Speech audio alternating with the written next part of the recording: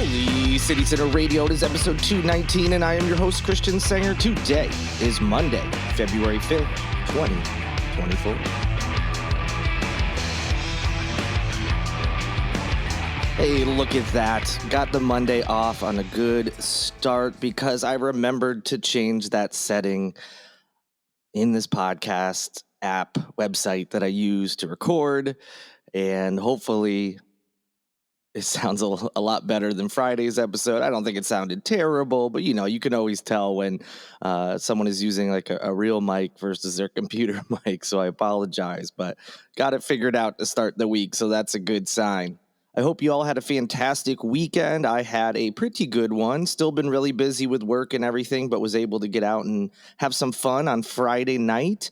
Met up with two friends of mine. We went to the Redux Contemporary Art Studio, which is in downtown Charleston. It's by pretty close to Rodney Scott's barbecue and that plaza that's right there. I think it's like a Food Lion that's in there. And they had actually a few different things going on, a few different artists on display. You also, in addition to the main room when you first walk in, you can also walk around the entire building, that first floor there. So you can see what their different artists are working on. They all have their own office spaces. And so a lot of them had some of their works out as well. So when you were, done in the main room, to see the new exhibits that were were debuting that day, you could also go and check out, what the other artists were working on, even if they didn't have an official exhibit going on. So it was fun. It was my first time at Redux since it moved to this location. I remember when they were at a different one several years ago, and it was good. It was nice to not only see, whatever new exhibit comes into that studio, but it was also cool to be able to go around and see what the other artists were working on. It was a lot of fun, a lot of different mediums and types of art. So it was cool. I haven't done an art walk or been to an art studio in a long time. So that was, it was cool to get back into that. And it was free as well. Suggested donation. So, you obviously left them some money, but you didn't, it wasn't, you didn't have to if you didn't want to. If you just wanted to go appreciate some art and just didn't have the money, you could do it. But of course, you want to try to leave a donation if you can to help them, bring in more exhibits and help support their program. So that was a lot of fun. Enjoyed catching up with my friends, there. And then afterwards, we went to Mezu, which is on King Street. It's one of the Republic Group's businesses, all of which are on King Street. That includes Bourbon and Bubbles, Republic itself, Lamar's Sporting Club, and of course Mezu, which we went to. I hadn't been there in a long time either, but it was good. It is an interesting concept because the menu features sushi and then tacos and some other Mexican food, but then there's also kind of traditional bar type food that you would expect, like wings and things like that. Certainly more of a restaurant feel than a bar feel.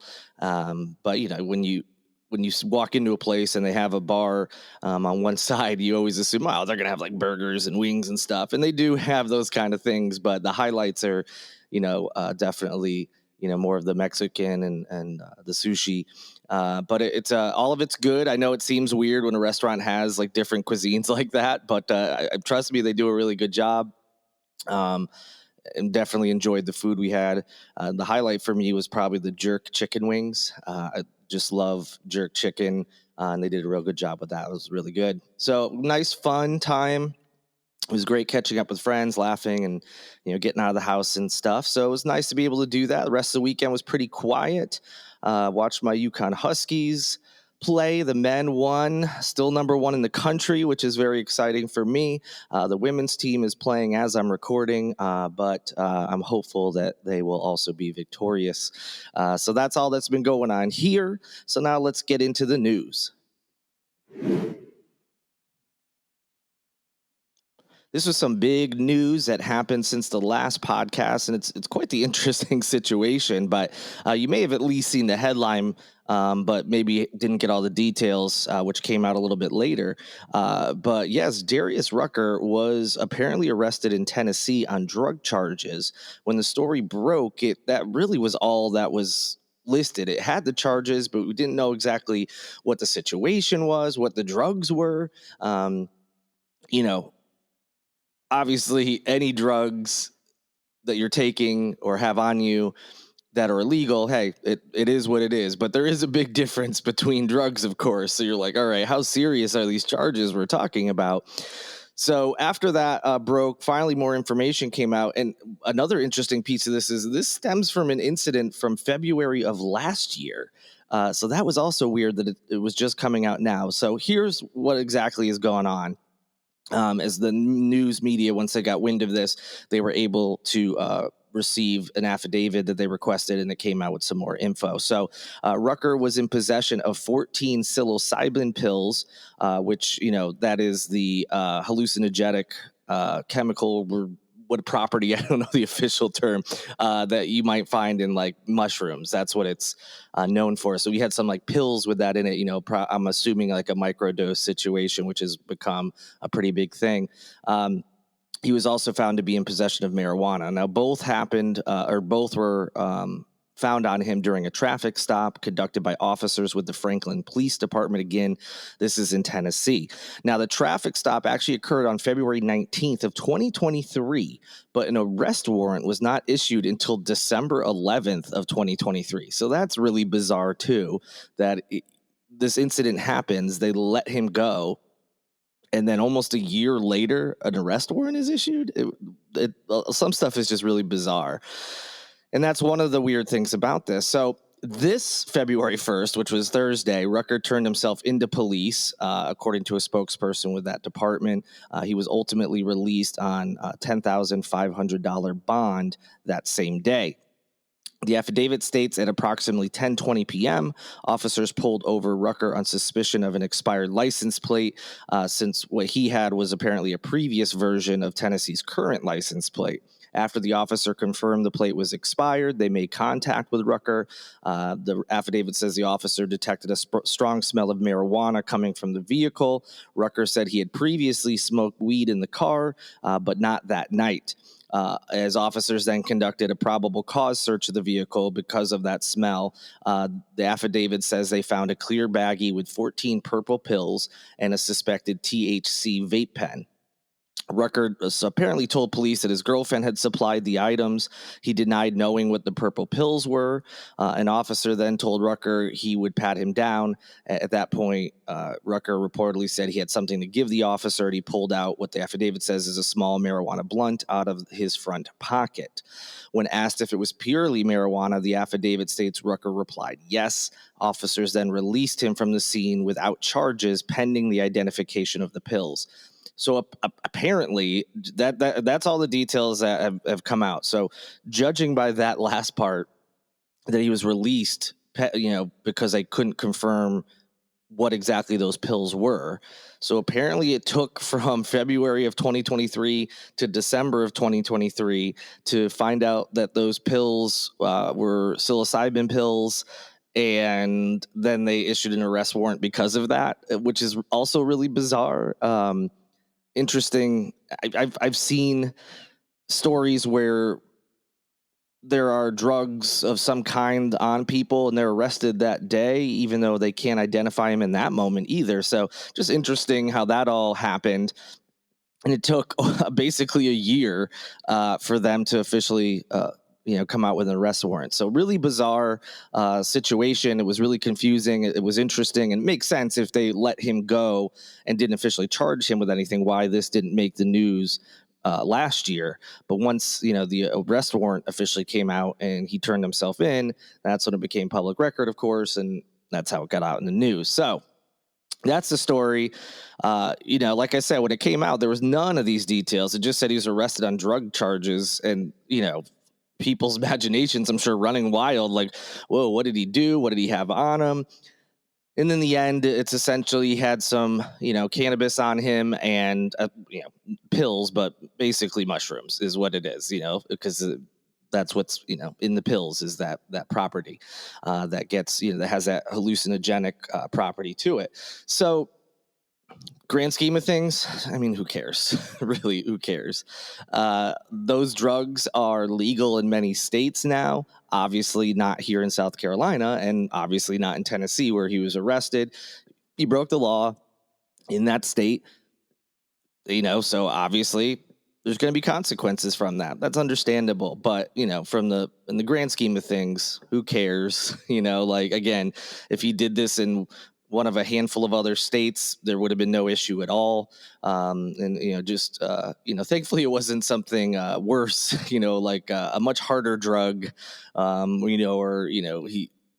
knows when you start dealing with that, if they have a really bad problem with drugs or if they're selling drugs or whatever. So, again, grand scheme of things, he had some drugs, got charged with it, took a little while. Seems like it's really going to be the end of the story and not really be a big deal going forward. We'll see what the official charges, what in the end, what he is officially found guilty of. If anything, he'll have his day in court or they'll work something out beforehand. But that is the gist of what occurred. Still some interesting, parts to the story that I have questions about. I'm sure some of you do as well. But that is what we know at this time. All right, updating the Charleston County School District situation. On a previous show, I mentioned how at a board meeting recently, they, in a surprise to the minority section of the board, aka the not Moms for Liberty faction of the board, was unaware of that they would be voting on offering a contract to the acting superintendent, Anita Huggins, which has been par for the course with the majority faction on the board. Not letting their counterparts know when certain votes are coming up, not giving them a heads up. In the end, because they have the majority, the contract was offered to her. Now, not only was that not fair to the rest of the board members and the community, but also not to Anita Huggins, who didn't ask to be put in this position. And so it was unclear what she was going to do. But last week, she did release a statement where she talked about this whole process and what it's been like for her and her family, and how this has been such a hard decision for her. So, despite the board having a majority vote, Huggins said that she had received both offers of support urging her to sign on for the 3-year commitment, and then also having recommendations that she decline the position and let the board have the traditional superintendent search, which they were foregoing. She went on to say that sadly, the turmoil this week has resulted in divisions within our community, has also brought hardship to my own family, particularly my 3 children, as they have heard personal attacks and critiques about my professional qualifications. She also said that the harshness of the debate caused her to really look deep within herself and try to figure out what she should do.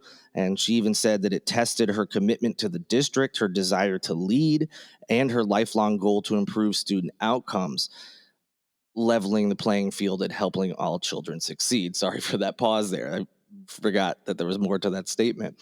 So, again, not fair to her. She didn't ask to be put in this position where there was a surprise vote where they're foregoing searching for a superintendent. Granted, they did go through that, and then that whole debacle you're already familiar with. And now she's, put in the spotlight that she wasn't asked to be in. Her kids are hearing comments about their mother, which is not cool at all either.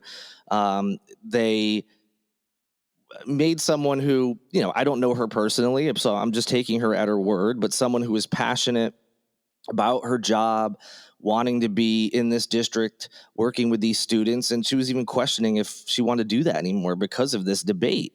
So in the end, she decided that she will accept the position, and she told the board chair, Keith Grabowski, of that intent. She also asked him to have an opportunity to meet with all 9 board members in groups of 3 at a time, where she could share her priorities, answer any questions they may have about her vision, experience, and plans. And so she's hoping, basically, according to her press release, to earn the trust and support of all board members, as she will need their assistance to keep, her plans in motion, and will need their help to make sure that the district and students are successful. And so, look, should they have gone through another superintendent search? Probably, because that's how it's supposed to be done. But they just bungled the last one so badly. It's almost a good thing in some sense that they're just not going to do that, because it also would have been even more money, and they've wasted so much money already on the previous search, on lawsuits that they're involved in, because this board is just horrible at their job. And so in some ways, it's like, yes, just give this person the job. They're in that role on an interim basis. They've been involved in the district and in teaching for years. I'm sure she's qualified. So it might end up being the right move. And we wouldn't have been here if they didn't make so many mistakes in the past. But in the end, as I said, not fair to Anita Huggins. I don't know anything about her personally. From what I've seen, it seems like she has the qualifications, and I hope she does a really good job. But she did not ask to be put in this position. But as this board is wont to do, they continually mess things up, make things worse for others because they don't know how to lead and they don't know how to do their jobs. Speaking of not knowing how to lead, the South Carolina legislature. So if you missed the news, pretty soon, just about anybody who is an adult and doesn't have a felony conviction will be able to carry a gun pretty much anywhere in the state of South Carolina. And on top of that, they won't need any permit, meaning they won't need any training on how to handle a deadly weapon. Now, to kind of offset that decision, they added a piece to the legislation that says the state would provide free gun training. So anybody who is legally allowed to own a gun, as I just mentioned, they will have access to free training, so they won't have to pay for it. And look, if you're going to pass a law where you don't require training, I mean, it's good that you're going to have free training because normally you would have to pay for that. So if you're going to do away with the need for it, basically saying like, you don't need safety training, well, let people know that it's being offered for free because you do believe training is important. You're just not requiring it. So I'm glad that was added to this legislation, but still not thrilled, obviously, with the rest of it. So that training component was a compromise that finally brought 2 weeks of debate to an end, and it ultimately convinced a handful of Republicans who were previously reluctant to allow open carrying of guns without at least encouraging the class that's currently needed to get a concealed weapons permit. On top of that, that also was a concern of a number of law enforcement leaders. So surprisingly, even though law enforcement leaders also don't like this open carry legislation, period, and Republicans just chose to ignore that, at least they took some of their concerns into effect and have decided to go forward with this free training. So the proposal now returns to the House, who had previously passed the bill, but without those additions. So if they agree with the Senate's changes, then it will head to Henry McMaster's desk where he's expected to sign it. So it's not officially in place yet, but it is well on its way. If you're wondering, some traditional what are called gun-free zones, places like hospitals, schools, and of course the state house where these people work, would remain in place. And also businesses can choose to ban weapons. So, if a business wants to, they can say, hey, you're not allowed to bring a gun in here. That is their prerogative, and they can still do that. Isn't it interesting? They advocate for open carry, the Constitution. There shouldn't be any restrictions. People should just be able to buy a gun. They shouldn't need to have a permit. They shouldn't have to go through any hassle, et cetera, et cetera. So guns for everybody, everywhere, all the time. Well, except where we work, of course. Wonder why that is. Why would they not want guns where they work, but are perfectly fine with them everywhere else? Interesting, isn't it? So putting that aside, pretty much all Democrats and even some Republicans, expressed kind of dismay that the legislature was willing to spend millions of dollars on gun training and promoting people to buy weapons while simultaneously rejecting Medicaid expansion or expanding that summer feeding program for poor children because it was too expensive. Exactly. Priorities: guns. Food for kids, too expensive. Medicaid expansion to help out people who are sick and need it, But guns, let's give them free training that'll cost millions of dollars to the state because that's more important. Now, it wasn't just Democrats, liberals, etc. upset. Some conservatives were also initially torn on this issue. a big part of it was the number of law enforcement leaders who said they were worried about armed people with a lack of training, as well as officers arriving at shooting scenes where they might encounter, however many people who could be armed, as they try to assess who is a threat, who is just trying to help and is not doing anything illegal. As the conservative Republican Party always talks about backing the blue and lost their minds when there was talks of defunding the police in certain cities, did not want to back the blue. Not surprising that some did, but shocking that the majority of the party ended up being like, forget what law enforcement wants. Well, you're not really backing the blue now, are you? So, in addition to that, the bill also includes new state penalties of at least 5 years in prison when a felon is convicted of a crime using a gun. Police had been imploring for this proposal for years, and it was finally included in this bill as part of a compromise. So they weren't even going to pass these laws that law enforcement wanted. Again, back to blue, right? And they just threw that in there to try to appease them with something because they were passing such wildly unpopular legislation within the law enforcement community. Republican Senate Majority Leader Shane Massey, he's from Edgefield, said the bill likely wouldn't have passed without the free training and that other proposal that would add up to an additional 3 years in prison for someone convicted of a gun crime who has not taken the concealed weapons permit class. So that's right. If you choose not to take the free class and then you get convicted of a crime involving a gun, you will have an additional sentence as opposed to someone who did take that class. So again, would prefer that this legislation where almost anybody can just have a gun anywhere all the time. Wish that didn't pass, period. But if it's going to pass, at least try to make things better in some capacity. And so it is good that these things were added to it. Just wish this bill wasn't going through at all, of course. The estimate, by the way, they don't really know. The legislators don't know what exactly it'll cost to offer these free concealed weapons permit classes. But Massey estimated, not Massey. Massey said he couldn't say at the time when he was speaking to News 2, but based on the number of concealed weapons permits issued in the state each year, he went on to estimate with them that it'd be at least $4 million. But again, he didn't really know. So there we go. Some decent ideas added to this, what I think is bad legislation. I'm glad that they are trying to offset potential problems that will come from this, but it's not enough, and it shouldn't go through at all. It's just wild to me. And look, I don't want to get in the whole thing about the Second Amendment. I get it, whatever.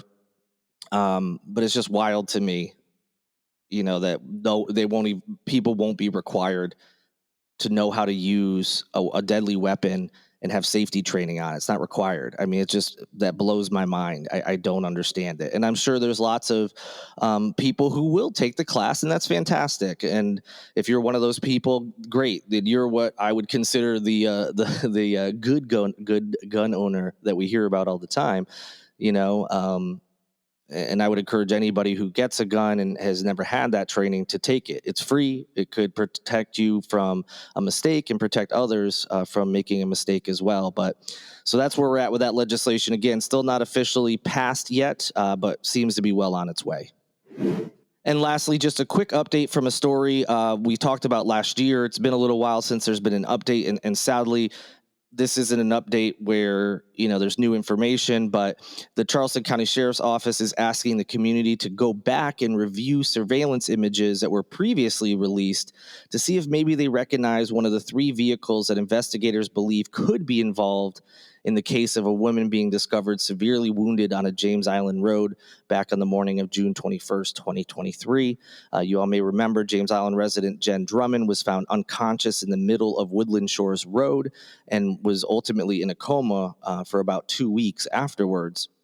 She's still going through recovery, and it's going to be a long road for her. The medical report indicates that Drummond's injuries are consistent with her already being on the ground at the time of the impact, which adds an interesting wrinkle to the story. Why was she on the ground in the first place? So that's something that hasn't been determined. But apparently they believe she was already in the road when she was hit. So like I said, unfortunately not an update, where they can say, hey, we've made progress on this case. It sounds like they've exhausted their leads. anything evidence that they have, they just have not been able to connect the dots of what happened. And so I think some time has passed, and so they're just asking people to go back and, or if you hadn't previously, go look for the first time at these surveillance images. They're tough to see because they come from like what looks like a Ring doorbell camera or something, so the quality's not great. Plus this was 5:00 in the morning, it's dark. But perhaps if you haven't looked at those images yet, you can go do so, and you may have some information that could prove to be pretty vital to this case.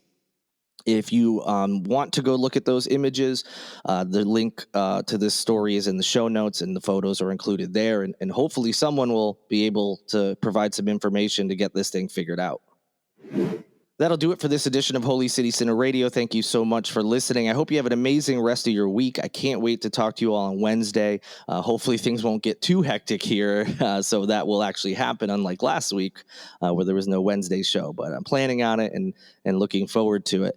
Before I go, thank you to Lindsay Marie Collins with LMC Sound System for producing this and every episode of Holy City Center Radio, and Tyler Boone, whose music you hear in each and every show. Have a great rest of your week. I'll talk to you soon, but until then, good night and good luck.